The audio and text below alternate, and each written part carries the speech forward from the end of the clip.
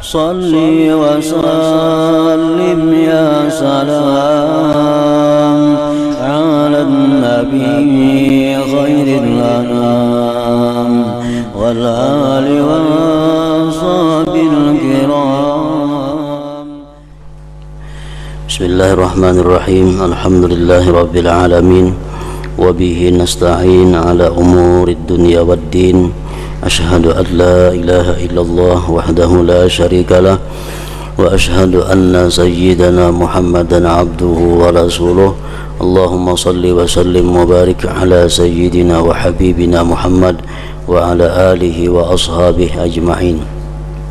Qala al-musannifu al-imam hujjatul islam Abu Hamid Muhammad bin Muhammad al-Ghazali rahimahullah wa nafa'ana bi ulumihi wa yaqrubu min taqarrubis salatin bi bina'il masajid wal madaris bil malil haram taqarrubul ulama'i bi ta'limil ilmi lis sufaha'i wal asrar wal mashghulin bil fisqi wal fujur al qasirina himamuhum ala mumaratil ulama wa mubaratis sufaha wa istimalati wujuhin nas wa jam'i hutamid dunya wa akhdhi amwalis salatin wal yatama wal masakin. Fa inna haula idza ta'allamu kanu qutta tariqillah wa antahadha kullu wahidin minhum fi baldatihi naiban 'anid dajjal yatakalabu 'ala ad-dunya wa yatba'ul hawa wa yataba'adu 'anit taqwa wa yastajri'un nas bimusyahati 'ala ma'asillahi ta'ala. Summa qad yantashiru dhalika al-'ilmu ila mithlihi wa amthalihi wa yattakhidunahu aidan alatan wa wasilatan bisyarri wa tiba'il hawa wa yatasalsalu dhalik ila akhir. Makna daripada kalam Hujjatul Islam Abu Hamid Al-Ghazali rahimahullah wa nafa'ana bi ulumih. Rasulullah sallallahu alaihi wasallam bersabda, la yu'dzarul jahilu 'alal jahli wa la yahillu lil jahili ayyaskuta 'ala jahlihi wa la lil 'alim ayyaskuta 'ala ilmihi.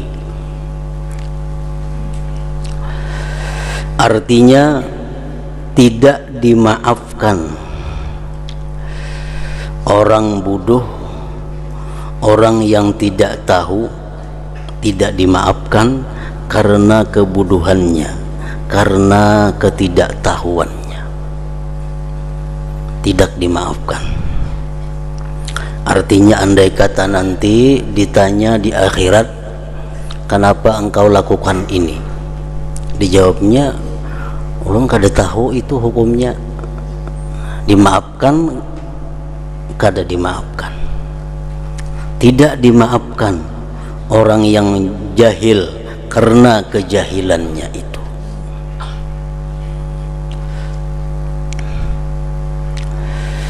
Dan tidak halal bagi orang bodoh, bagi orang yang tidak tahu, diam atas kebodohannya. Artinya orang yang kada tahu kada boleh kada belajar. Orang yang kada tahu kada boleh kada bertanya sebelum dia masuk pada urusan atau perkara yang dia kehendaki. Orang hendak berdagang sedangkan inya kada tahu apa-apa syaratnya berdagang, apa-apa rukunnya berdagang, kada tahu lagi hendak berdagang. Nah kada boleh kalau kada bertanya dahulu kayak apa caranya berdagang itu yang benar, kayak apa berdagang itu yang sesuai dengan syariat Allah. Orang hendak kawin kada boleh inya kawin kecuali belajar dahulu tentang bagaimana hukumnya perkawinan itu, apa tugas-tugas kalau sudah jadi seorang suami, apa-apa yang wajib dilakukan. Nah bagi seorang perempuan pun demikian, wajib belajar apa-apa yang mesti dilakukan kalau jadi seorang istri. Wajibkah ini dilakukan? Bolehkah ini dilakukan? Haramkah? Nah Jadi tidak halal seseorang itu tidak boleh diam kada betakun,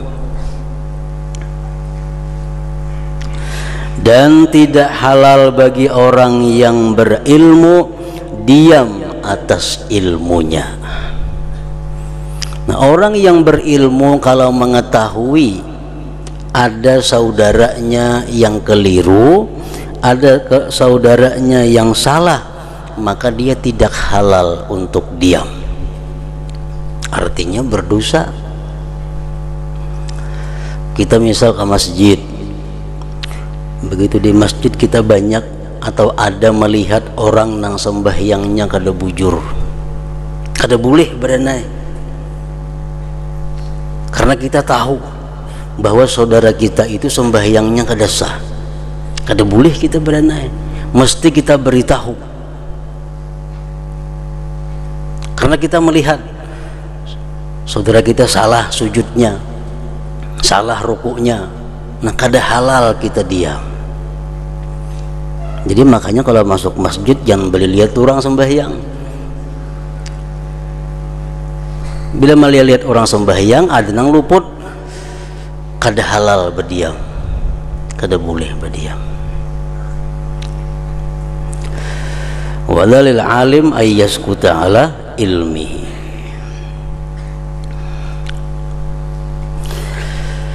Nah, jadi hubungannya dengan masalah kita niat di sini, bahwa andai kata kita meniatkan kebaikan atas perbuatan maksiat dengan alasan bahwa kita tidak tahu bahwa itu tidak boleh, itu tidak dimaafkan oleh Allah Subhanahu wa ta'ala, tidak dimaafkan.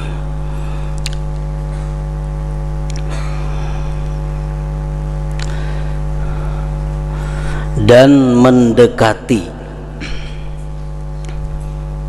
ada salah redaksinya, dan mendekati orang-orang yang mendekatkan diri kepada, nah itu dicurit,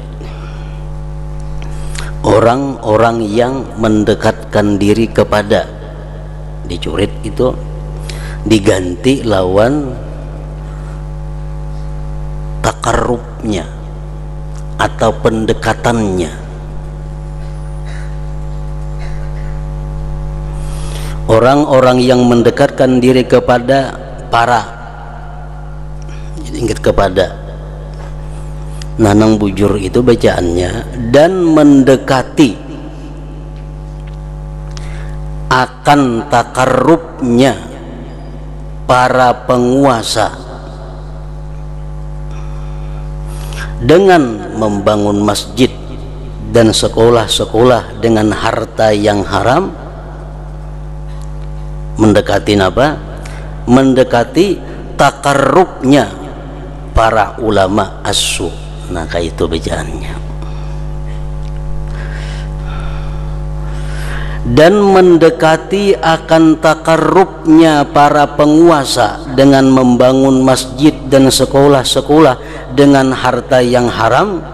Takarrubnya para ulama as-su, ulama yang jahat, dengan mengajarkan ilmu dengan orang-orang bodoh dan orang-orang jahat yang disibukkan dengan perbuatan fasik dan perbuatan aniaya, yang terbatas cita-citanya atas berdebat dengan para ulama, berlomba-lomba dengan orang bodoh, menarik atau mencari perhatian muka-muka manusia, mengumpulkan harta benda dunia, dan mengambil harta penguasa, anak yatim dan orang-orang miskin. Nah, di sini ada dua masalah. Yang pertama, seorang penguasa pemerintahan jadi kita, mereka itu membangun masjid, membangun sekolahan dengan harta yang haram. Walaupun niat mereka itu baik, tetap itu satu kesalahan.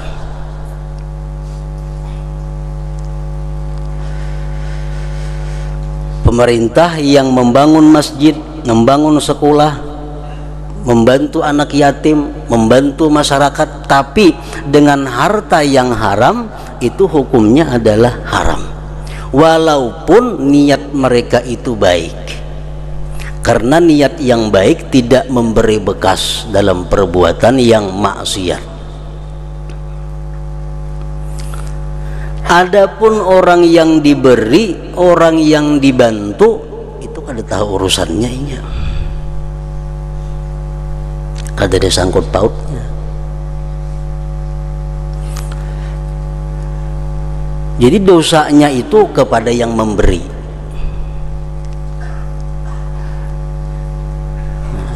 Di dalam kitab Hidayatus Salikin disebutkan kalimatnya seperti ini.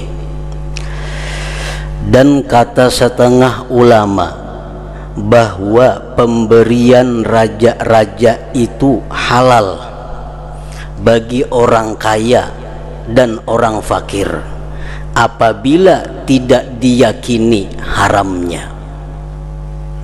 Pemerintah misal membantu kita, yakinlah nang dibantu itu duit haram, yakinlah kita. Kalau yakin itu berarti kita melihat dengan jelas atau mengetahui dengan jelas. Nah, ini kada yakin kita haramnya duit yang disumbangkannya itu, halal duitnya, halal,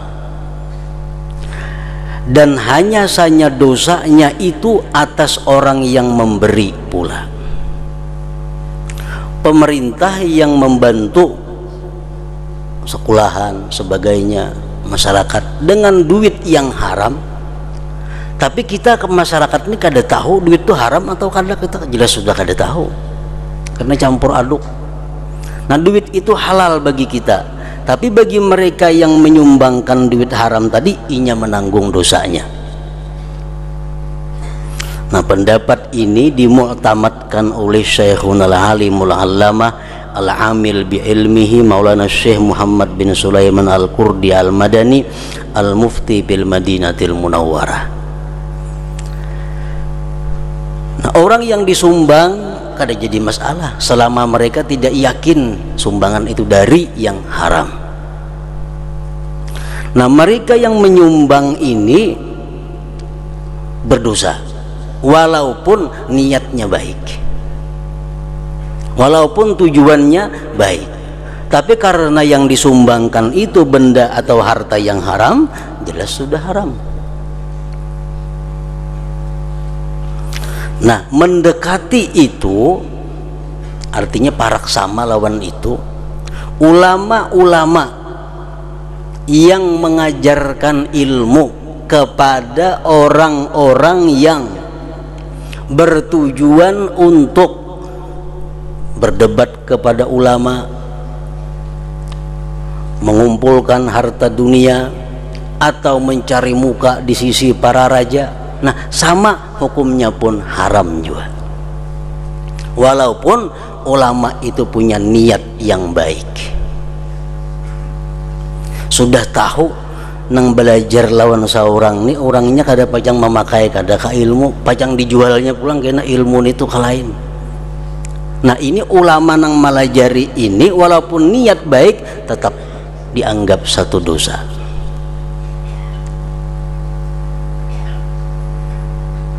Tetap dianggap berdosa. Orang hendak belajar lawan kita, sedangkan kita mengetahui orang ini hendak belajar lawan kita bukan karena hendak ilmunya, tapi dia hendak dinilai orang bahwa dia ini orang penuntut ilmu. Orang ini niatnya, tujuannya supaya inya berilmu, nyaman kena mengumpulkan harta dunia. Nah, orang macam ini dilajari ilmu berdosa, berdosa. Walaupun kita ajari dengan niat kita yang baik, tetap salah, tetap salah. Sama hukumnya kurang lebih mendekati tadi kepada para penguasa yang menyumbangkan harta haram kepada masjid dan sekolahan tadi. Maka apabila mereka belajar, maka sesungguhnya apabila mereka belajar, orang-orang yang niat buruk ini belajar ilmu agama, maka mereka adalah orang-orang yang memotong jalan Allah Ta'ala, dan masing-masing dari mereka bangkit dalam negerinya sebagai pengganti Dajjal yang rakus kepada dunia, mengikuti hawa nafsu, menjauhkan diri dari takwa, dan berani kepada manusia disebabkan ia menyaksikan perbuatan maksiat kepada Allah Ta'ala. Nah, jadi seorang guru ini kalau hendak mengajari ilmu yang khusus kepada manusia, mesti diketahui dahulu bujur-bujur manusia ini macam apa tujuan dan niatnya belajar ilmu itu. Pada ilmu diajarkan baik, si ulama niatnya bagus, cuman yang belajar ini niatnya kada bagus, si ulama ini tahu, nah itu termasuk dosa. Kemudian ilmu itu kadang-kadang tersebar kepada orang yang seperti tadi, dan mereka juga menjadikannya sebagai alat dan perantara dalam berbuat kejahatan dan mengikuti hawa nafsu, dan demikian itu berantai jadinya terus menerus. Dan bahaya semuanya itu kembali kepada pengajar yang mengajar ilmu kepada orang tersebut, beserta tahunya pengajar dengan kerusakan niatnya pelajar tadi dan tujuannya, dan menyaksikannya si pengajar akan bermacam-macam maksiat dari perkataannya, perbuatannya, pada makanannya, pakaiannya, dan tempat tinggalnya. Nah, si pengajar ini sudah tahu yang belajar nih gawiannya macam ini, yang belajar ini minuman makanannya macam ini, yang belajar ini pergaulannya macam ini, masih dilajari ilmu. Nah, si pengajar ini dia akan mendapat dosa dari Allah Subhanahu wa Ta'ala, karena menolonginya untuk menjadikan ilmu sebagai alat untuk pembenaran dirinya dalam melakukan maksiat tadi. Lalu orang alim ini meninggal dunia, dan tetap bekas-bekas kejahatannya masih tersebar di alam. Dalam 1000 tahun umpamanya dan 2000 tahun, tetap si alim tadi menanggung akibatnya, tetap menanggung dosanya.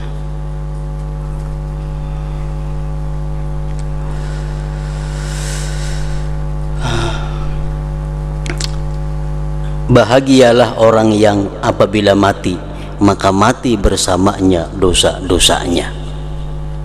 Beruntung orang yang bila mana mati, mati juga dosanya. Artinya apa? Sangat celaka orang yang begitu mati dosanya masih hidup. Ini yang paling celaka. Orangnya sudah mati tapi dosanya masih hidup, mengalir ke dalam kubur dosanya. Sebabnya apa? Dia mengajarkan ilmu kepada orang yang dia ketahui orang itu membawa ilmu kepada jalan yang salah.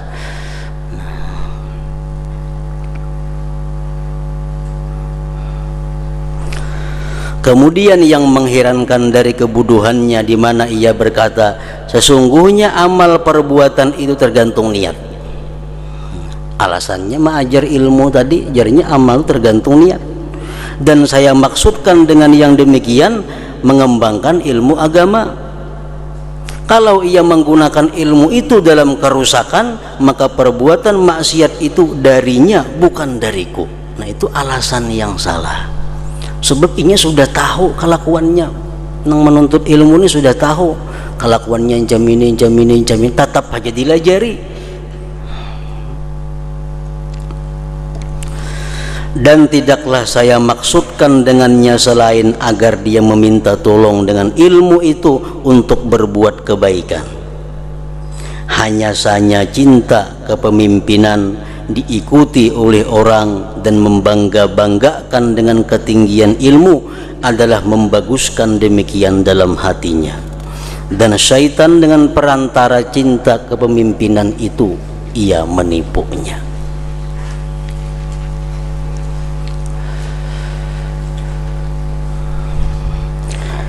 Semoga saya mengetahui, ujar Imam Ghazali, apa jawabannya tentang orang yang memberi pedang kepada perampok dan ia menyediakan baginya kuda, kendaraan dengan sebab-sebab yang dipakai kepada maksudnya. Orang ini sudah nyata-nyata gawiannya terkenal perampok, diunjuki pedang, diunjuki senjata, diunjuki kendaraan. Apa jawabannya itu? Dan ia mengatakan, yang memberi ini, hanya saja saya bermaksud memberi dan murah hati dan berakhlak dengan akhlak Allah yang bagus, dan saya bermaksud agar ia berperang dengan pedang ini dan kuda di jalan Allah. Maulah niat macam itu. Kita ini sudah tahu orang ini gawiannya perampok, diberi pedang dengan niat bahwa pedangnya agar digunakan di jalan Allah, itu ada mau. Karena zahir perbuatannya sudah menunjukkan orang ini perampok. Kadang-kadang diberi pedang, bila kita beri pedang walaupun niat kita baik, tetap kita berdosa, tetap kita dapat dosanya. Dan sesungguhnya menyediakan kuda, tali pengikat dan kekuatan bagi orang-orang yang berperang adalah termasuk ibadah yang paling utama. Maka jika ia menggunakannya kepada merampok, maka ia adalah orang yang berbuat maksiat.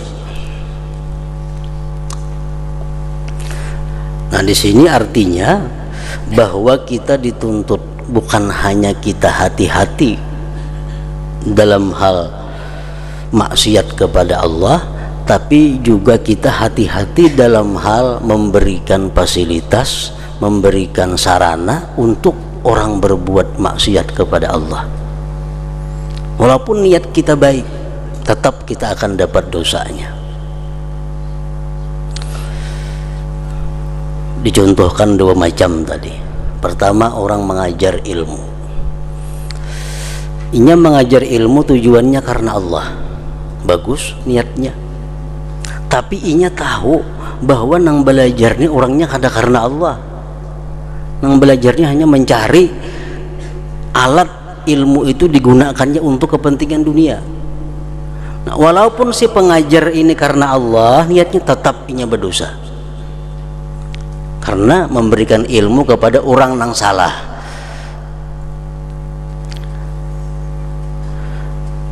Orang yang diketahui sebagai penjahat diberi senjata dengan niat digunakannya untuk sabilillah, niatnya bagus, cuma kita sudah tahu orang tuh gawiannya penjahat. Nah, kadakawa kita beralasan bahwa kalau ini digunakannya maksiat tuh urusannya, kadakawa alasan seperti itu karena kita sudah tahu orang ini sebagai orang penjahat. Nah, niat nang baik tadi karena memberi bekas. Nah, di sini kita artinya dituntut untuk berhati-hati bukan hanya masalah ini, tapi masalah anak, masalah istri, masalah keluarga. Sama halnya, kita tahu umpamanya anak kita ini ketujuh agak, anak ini ketujuh penampilan, ditukarakan inya baju nang larang, ditukarakan kendaraan nang larang.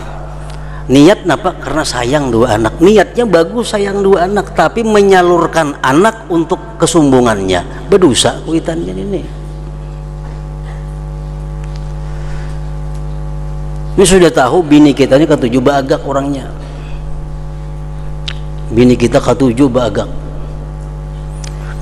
niat kita bagus memberi bini karena sayang, bagus niatnya, cuma sudah tahu bini ini ketujuh bagak, ditukarakan pakaian yang baik-baik, nang laki ini dapat dosanya karena menyalurkan maksiat bininya itu. Nah, jadi hati-hati bebari ini tuh, walaupun on bini on anak.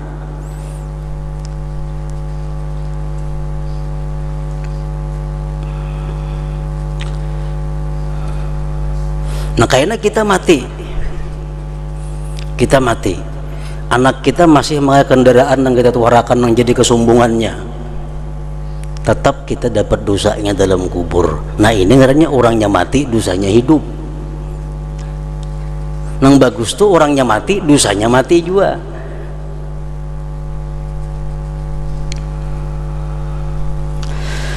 Dan para ahli fikih telah sepakat bahwa demikian itu adalah haram. Haram. Macam apapun niatnya baik, tapi kalau sudah tahu bahwa apa yang kita berikan itu adalah dijadikannya alat untuk maksiat, kada bisa diterima. Padahal bahwa murah hati itu adalah akhlak yang disukai Allah Ta'ala. Padahal kita pemurah itu akhlak yang baik. Sayang kepada anak, akhlak yang baik. Sayang kepada istri, akhlak yang baik. Tetapi kalau mereka itu kita ketahui menggunakan pemberian kita di jalan yang tidak diridai Allah, lebih baik kita pemalar, lebih baik kita menahan pemberian itu. Sehingga Rasulullah sallallahu alaihi wasallam bersabda, inna lillahi ta'ala thalathami'ati khuluqin man taqarraba ilaihi biwahidin minha dakhala al-jannah wa ahabbuha ilaihi as-sakha. Artinya sesungguhnya Allah Ta'ala mempunyai 300 akhlak. Barang siapa mendekatkan diri kepadanya dengan salah satu daripadanya, niscaya ia masuk surga. Dan yang paling disukai olehnya adalah murah hati, pemurah. Pemurah itu paling baik sudah. Cuma kita memberi, kita lihati dahulu orangnya. Apakah pemberian kita ini membantuinya kepada maksiat atau kada?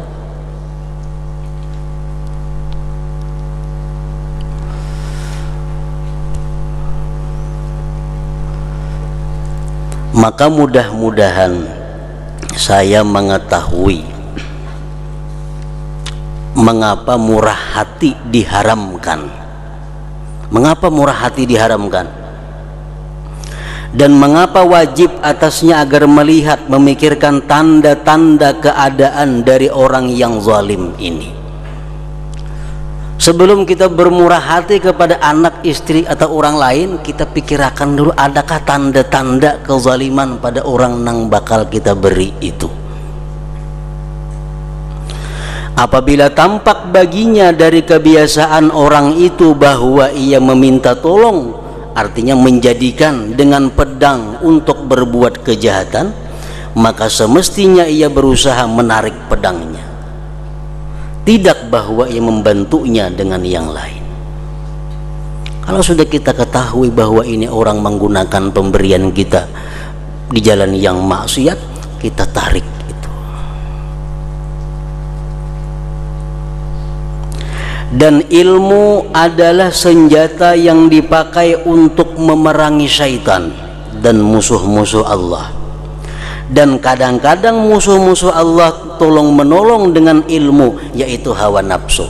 Ilmu ini bisa dipakai untuk memusuhi syaitan, tapi ilmu bisa juga dipakai untuk mengawani syaitan. Bila ilmu kita gunakan untuk mendekatkan diri kepada Allah, itu ilmu yang memerangi syaitan ngarannya. Tapi bila ilmu kita gunakan untuk mencari kepentingan-kepentingan dunia, nah itu ilmu yang kawannya syaitan. Jadi sebelum kita mengajarkan satu ilmu kepada seseorang, maka kita memeriksa dahulu orang itu macam apa keadaannya.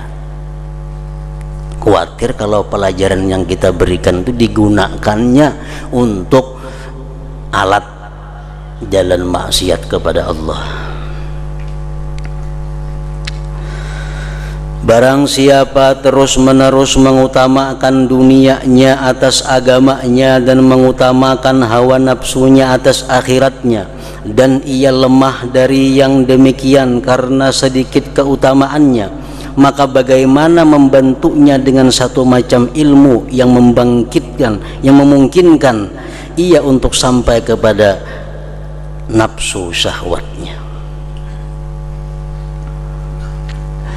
Bahkan ulama ussalaf rahimahullah senantiasa menyelidiki hal ehwal orang yang pulang pergi kepada mereka.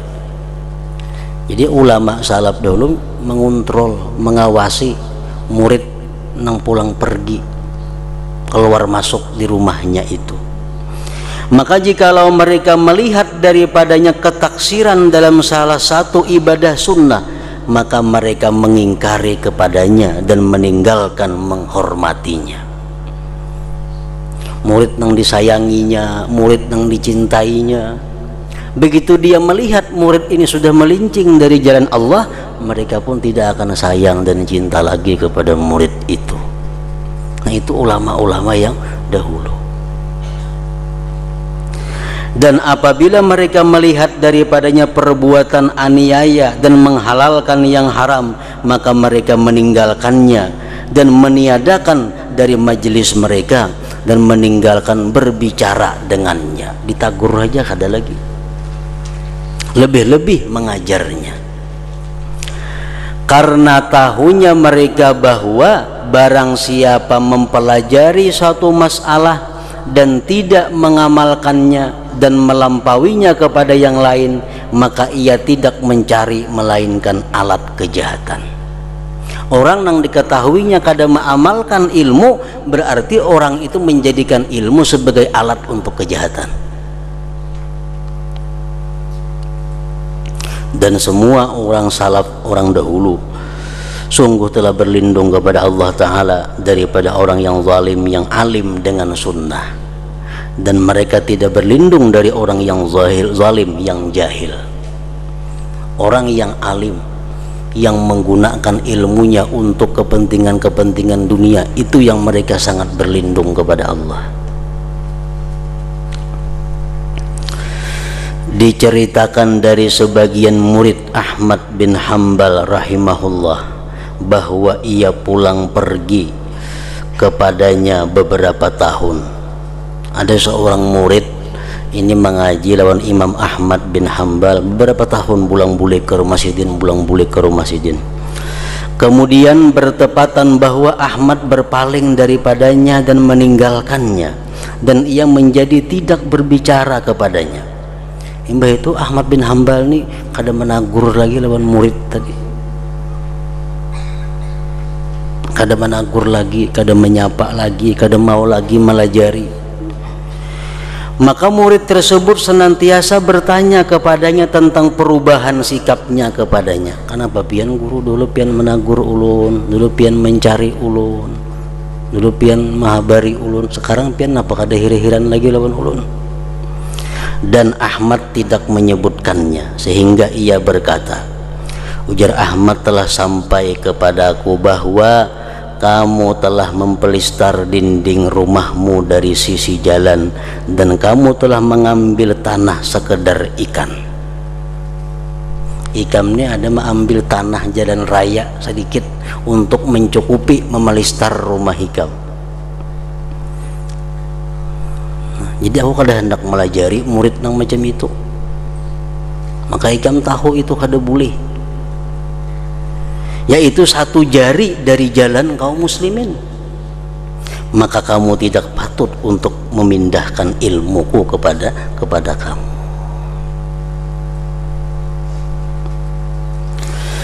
Begitulah pengintaian orang-orang salaf terhadap hal ehwal orang-orang yang menuntut ilmu.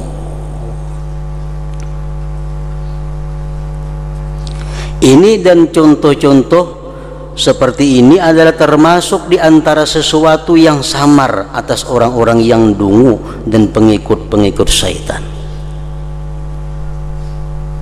Walaupun mereka adalah orang-orang yang mempunyai baju jubah dan lengan-lengan baju yang luas, dan mempunyai lisan yang panjang, dan mempunyai kelebihan yang banyak.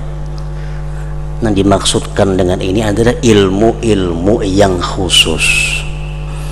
Bukan ilmu secara umum, bukan ilmu mengenai yang wajib, ilmu mengenai yang haram. Nah, itu siapa aja boleh dilajari. Tapi kalau ilmu-ilmu yang khusus, ilmu-ilmu yang bisa dijadikan jalan untuk akhirat, bisa untuk mencari dunia, nah itu yang mesti kita memberikan, bukan kepada sembarang orang. Itihi dahulu orangnya macam apa, cucukkah belajar ini atau kada.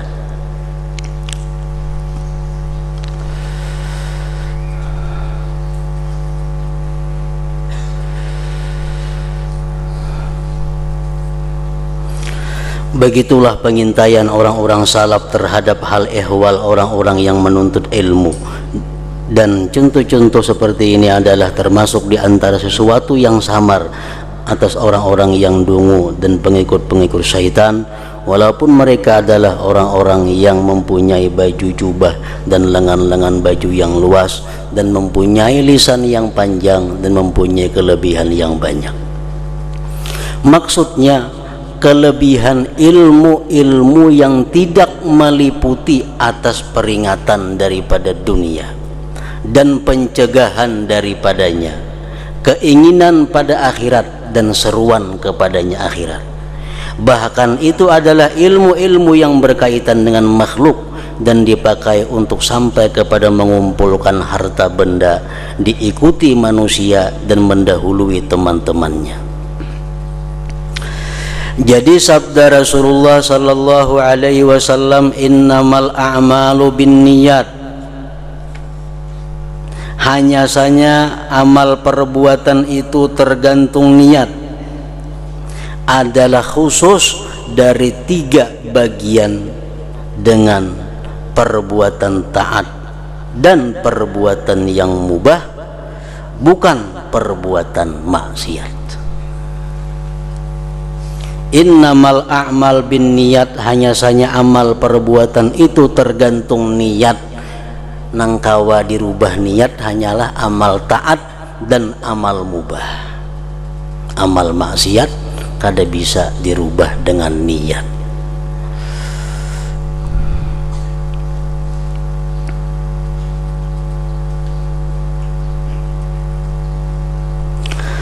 Karena perbuatan taat bisa berubah menjadi maksiat dengan niat. Perbuatan itu nyata-nyata taat, seperti sedekah itu taat, tapi karena niatnya untuk mencari simpati jadi maksiat. Memberi, menyumbang, perbuatan taat, tapi karena niatnya bukan karena Allah jadi maksiat. Nah, perbuatan taat bisa berubah menjadi maksiat dengan niat, dan perbuatan mubah bisa berubah menjadi maksiat dan taat dengan niat kasar. Perbuatan yang mubah itu bisa menjadi haram dengan niat yang jahat. Perbuatan yang mubah bisa menjadi pahala kalau niatnya baik. Kalau niatnya baik.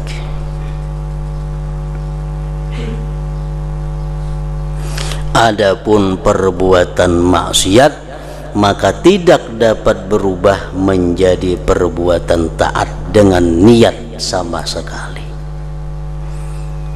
Perbuatan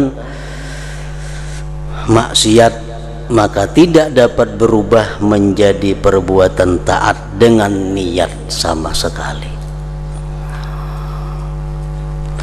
Memang niat mempunyai pemasukan kepadanya. Perbuatan maksiat ini bisa dimasuki niat, yaitu apabila ditambahkan kepadanya maksud-maksud yang jahat. Nah, kalau perbuatan maksiat ditambah lagi niat-niat jahat yang banyak, maka semakin berlipat ganda dosanya. Makin berlipat ganda dosanya. Perbuatan yang jelas-jelas sudah haram. Aku nukar pedang hendak membunuh orang, itu sudah nyata haram.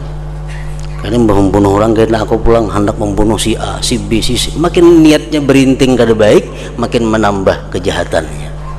Jadi perbuatan maksiat itu bisa masuk oleh niat yang jahat dan menjadi berlipat ganda dosanya. Memang niat mempunyai pemasukan kepadanya maksiat, yaitu apabila ditambahkan kepadanya maksud-maksud yang jahat, maka semakin berlipat ganda dosanya dan besar bahayanya. Seperti yang telah kami sebutkan yang demikian itu pada kitab Taubah.